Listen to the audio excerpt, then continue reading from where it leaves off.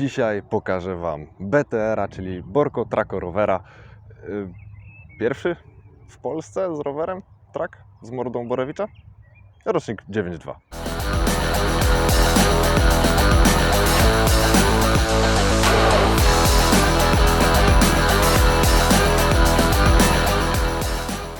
No koło BTR-a nie da się przejść obojętnie.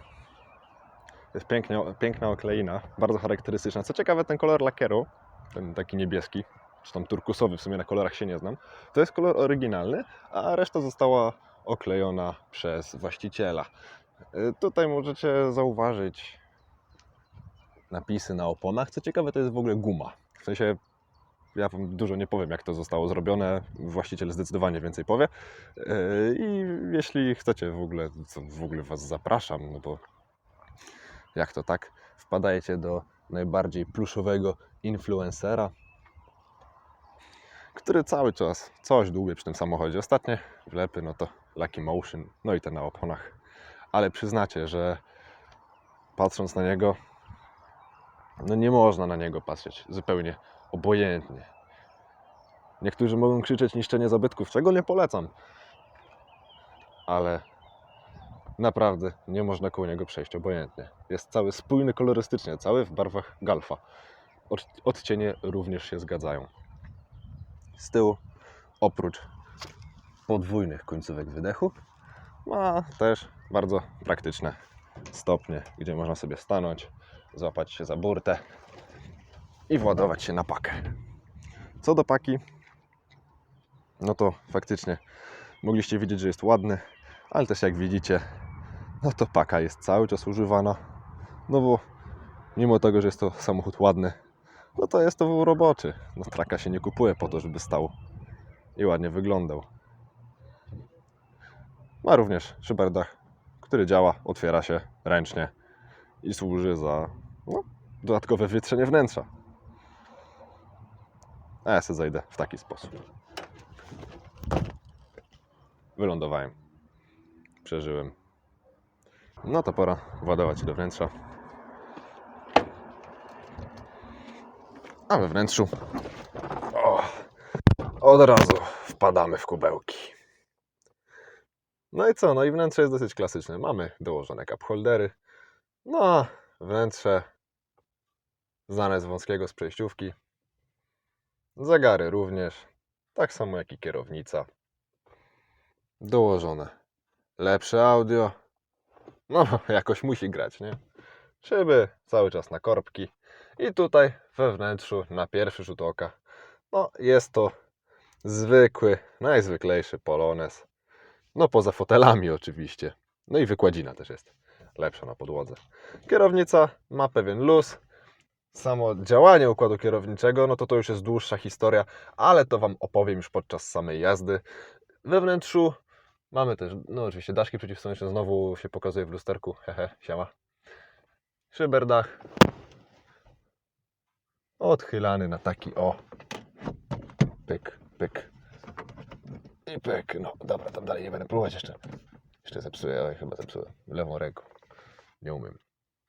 No. Owiewki, szyba przyciemniona od góry, no i z tyłu widok na pakę. Zagłówki również obszyte logiem Galfa. No a tak poza tym, to tutaj we wnętrzu jest zwykłe, proste, funkcjonalne wnętrze. Polonezowe. Poza paroma bajerami dołożonymi. I nie ma co się rozwodzić, no już o tym wnętrzu Wam opowiadałem. I przyszedł moment, w którym pokazuję Wam silnik. Także ciągnę. Chyba się otworzyło. Zamykam drzwi i liczę na to, że macha się otworzyła. Cyk, cyk, cyk, cyk, cyk, cyk. Maska na dołożonych teleskopach, także tutaj nawet najmniejsze szczegóły. No i pod maską legendarna 16 Rovera 1.4 o mocy tam 103 koni około. Ile przyspieszy do setki? No w sumie nie wiadomo, bo nigdy nie był seryjnie montowany w trackach. Track też waży inaczej. Można sobie policzyć, w każdym razie zwykłe karo z rowerem przyspiesza w tyle przy masie takiej, a track waży tyle. Policzcie sobie. Także silnik rozgrzany, czuć zapach rozgrzanego silnika. Ale ja to lubię. No to co, już widzicie, co tu siedzi ze skrzynią piątką. Także pora na jazdę. No i już jestem z najbardziej pluszowym influencerem za kierownicą. W sensie influencer sobie siedzi obok i czeka na to, co zrobię. Właśnie się dowiedziałem, że w BTR mi do twarzy. Fajnie. Zobaczmy teraz, jak mi się nim będzie jeździć. Pod maską tutaj właśnie pracuje silnik Rovera pojemności 1.4 i mocy no na papierze 103 koni. Polonez do lekkich również nie należy, ale ten za to jest sztywny. Świeci mi teraz w twarz, także sobie mnie za bardzo nie pooglądacie. Jest sztywny i właśnie mamy wyboje. Faktycznie jest dosyć sztywny. Mam wrażenie, że troszeczkę ucieka, ale to może być moje złudne wrażenie, że sobie kręcę, a BTR sobie. Czy to jest czwórka? To jest czwórka, wybornie. Jest zauważalnie sztywna. BTR ma powiększony kąt skrętu i tutaj w przypadku tego Poloneza nie mogę mówić, że no Polonez ma powiększony kąt skrętu, to jest BTR. Po prostu. I to jest samochód zupełnie inny. On jest poprawiany przez obecnego właściciela od lat. Od dawien dawna. I czy prowadzi się w sposób no cywilizowany? No nie powiedziałbym, co tu się dzieje. Nie wiem, czy kamera to złapała, ale tam właśnie Peugeot 508 RXH holował rolkarza z otwartym bagażnikiem. To było dosyć dziwne. Czy prowadzi się w sposób cywilizowany? No nie, taki dosyć spartański. Jeszcze weźmy pod uwagę, że no, tu z tyłu nie ma nic. Oprócz mostu, resorów i ramy. To track. Jednakowoż no, muszę powiedzieć, że prowadzi się całkiem cywilizowanie, jak na Poloneza. Tu są hamulce Lucasa, tarczowe, więc hamuje.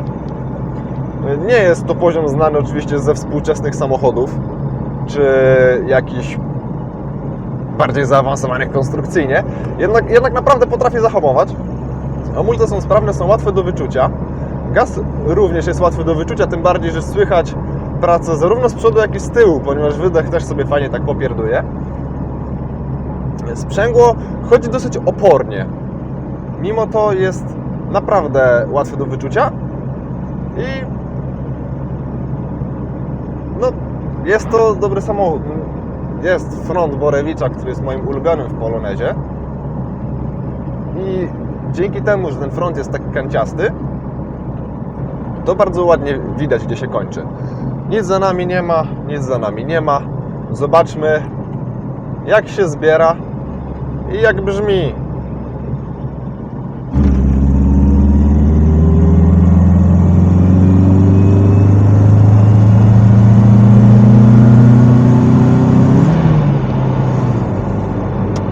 Brzmi.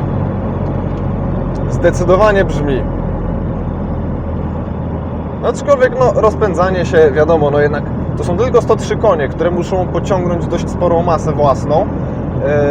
I to nie są tylko 103 konie, czy tam, no załóżmy w przybliżeniu tylko 100 koni, jak na Poloneza, tylko jak na samochód. Ponieważ jak na Poloneza to są aż 103 konie. Czy to jest cywilizowany samochód, który można sobie spokojnie jeździć po bułki? No nie, zobaczcie sami, torowisko. Było dość sztywno. Więc no, nie jest to samochód grzeczny, który sobie wyprowadzasz na spacer. Jak, nie wiem, Yorka niektóre panie wkładają w torebki i chodzą z tym Yorkiem w torebce. To nie jest taki York. To jest pies myśliwski, który musi być wybiegany. Który ma swój charakter, ma ostry temperament. Tak. Ja teraz nie przesadzam, naprawdę mnie tak telepie. To jest jak pies myśliwski, który ma swój temperament. To jest jak pies myśliwski, który ma swój temperament i jest posłuszny tylko wobec właściciela i przejawia lekką niesubordynację w stosunku do innych. Jeśli ktoś chce zaznać komfortu w czasie jazdy, to nie tutaj. To nie jest samochód, który Cię będzie głaskać. To jest samochód, który też nie da Ci w ryja na dzień dobry. On Cię tak przywita, no cześć, jestem dziwny, ale da się mnie lubić. I tak też się do niego podchodzi, że jest fajny, da się go lubić, ale potem może Cię zaskoczyć, może powiedzieć, hehe, jesteś w błędzie. Albo może po prostu pokazać swoją prawdziwą naturę, chociażby jak na tych wybojach tutaj, gdzie jest dosyć brutalny. No tutaj nie można tego ukryć. Skrzynia chodzi z bardzo wyczuwalnym oporem. Jednak no, nie jest zła.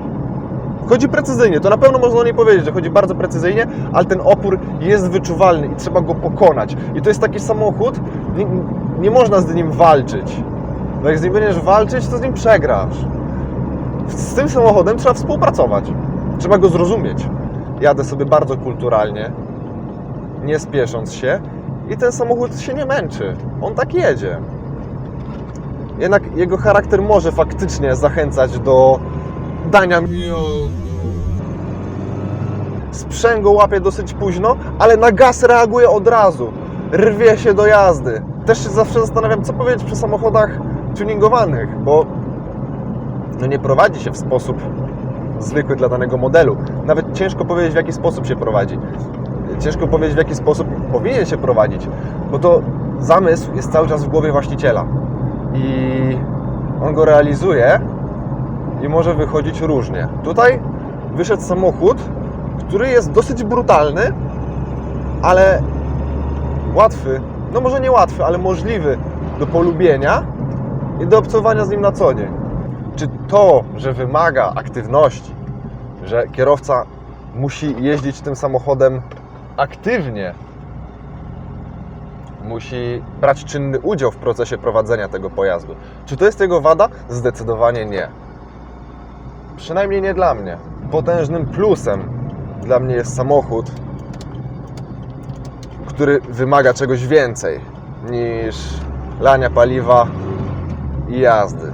To jest samochód, w którym można poszaleć, no w pewnych granicach, które narzuca ten samochód, ale można, a i potem jak trzeba komuś przewieźć meblościankę, no to meblościankę przewiezie. Czy tutaj ma sens rozpatrywanie tego, czy jest to samochód dla każdego, czy nie? Oczywiście, że nie, bo to nie jest samochód dla każdego. To nawet nie jest samochód, który inni powinni rozpatrywać. To jest samochód najbardziej pluszowego influencera. I dla niego jest taki, jaki jest. Jak mu się coś nie będzie podobać, jak mu coś padnie, on to zmieni. I ja mógłbym w tym momencie powiedzieć, jaki to on jest okropny. W sensie BTR, nie że misio. Ale to by nie miało najmniejszego sensu. Ponieważ nie znam zamysłu. Wiem, że to jest samochód z pomysłem. On jest spójny. Okleina Galfa, silnik Rovera i sztywne zawieszenie. No właśnie. Plus całość, która bardzo angażuje kierowcę w proces prowadzenia samochodu. To jest coś spójnego. To jest samochód dla kogoś, kogo obchodzi, czym jeździ. Mnie obchodzi charakter samochodu. Niestety sporo samochodów nowych charakteru nie ma. Nowych. Ten nowy nie jest. I ma charakter. To jest samochód, który naprawdę ma charakter. Dzięki fotelom kubełkowym, czy tam w sumie półkubełkowym z Alfy 159 bodajże, bardzo łatwo go wyczuć. No bo wiadomo, samochód czujemy plecami i dupą. I bardzo łatwo to w nim czuć. Czy zachował się w nim ten pierwiastek woła roboczego? W prowadzeniu? Nie. W prowadzeniu jest to poprawiony, bo czuć, że to nie jest perfekcyjny samochód, ale czuć, że to jest poprawiony, który chce robić. To jest samochód, który jest zwarty, gotowy do jazdy. I czuć, że on nie był idealny od początku, że ktoś mu poświęcił pracę, ale odwdzięcza się za tą pracę. Wiecie dlaczego? Na pewno wiecie, bo już wielokrotnie mówiłem, dlaczego lubię BMW. bo BMW są angażujące w prowadzeniu. I wiecie co? Ten samochód jest jeszcze fajniejszy, bo jest ciutkę nieprzewidywalny.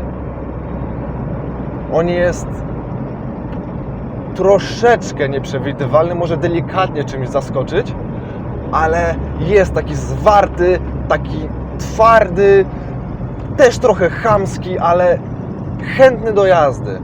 I dużo wymaga. Wymaga od kierowcy tego, żeby był aktywny. Tu też nie jest cicho, podskakuje, jest sztywno. Ten samochód nie pozostawia Cię obojętnym. Lubię testować projekty z jednej strony, a z drugiej projektów nie lubię testować. Czasami, no właśnie, nie wiem co powiedzieć.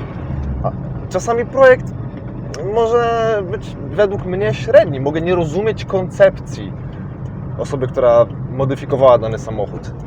I wiecie co? Tutaj może koncepcji nie znam, może jej nie rozumiem,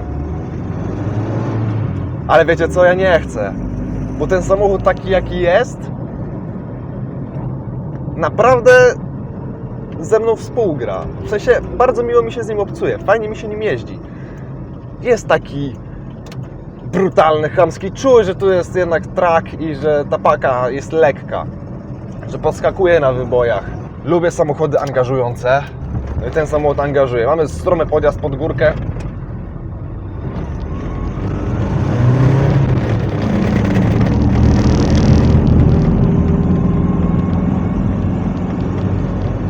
Bez problemu. Trochę wyższe obroty jak to silnik wolno ssący i bez problemu. Dlaczego nie mówię, że tutaj ten silnik to jest 1.4 Rovera 100 koni? Możemy wsadzić przecież coś większego, mocniejszego. Nie, byłoby za ciężko z przodu, a tu dupa jest bardzo lekka. Także dzięki, trzymajcie się i cześć.